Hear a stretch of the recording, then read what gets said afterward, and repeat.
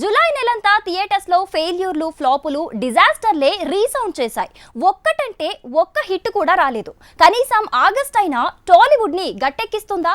Dozen కి పైనే సినిమాలు ఈ నెలలో బాక్స్ ఆఫీస్ మీద దాడి చేయబోతున్నాయి. వీటిలో ఏ సినిమా సీన్ ఎంత?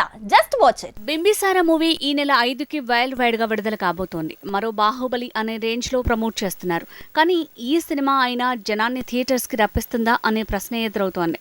జూలై నెలలో డజన్కి పైనే డిజాస్టర్లు రావడంతో అందరి చూపు ఆగస్టు మీదే పడింది. బింబిసారాతో సీతారామం మూవీ పోటీ పడబోతోంది. ఈ శుక్రవారం బింబిసారా సీతారామం మూవీస్ పోటీ పడబోతున్నాయి. ఆగస్టు నెలకి మంచి బోని ఇచ్చే దమ్మున్న సినిమాలంటున్నారు. ఇండస్ట్రీ జనం అంచనాలు పెంచేసుకుంటున్నారు. ఇక ఇదే నెలలో వచ్చే వారం లాల్ సింగ్ చడ్డా రాబోతోంది. తెలుగు మూవీ కాకుండా తెలుగులో కూడా ఈ మూవీ వెలగబోతుంది అని అంచనాలున్నాయి. నితిన్ మూవీ మాచర్ల నియోజకవర్గం కూడా వచ్చే వారమే రాబోతోంది. కార్తికేయ 2 సినిమాతో పోటీ పడబోతోంది. ఈ నెలలో ఏకంగా 12కి పైనే సినిమాలు థియేటర్స్ లో సందడి చేయబోతున్నాయి.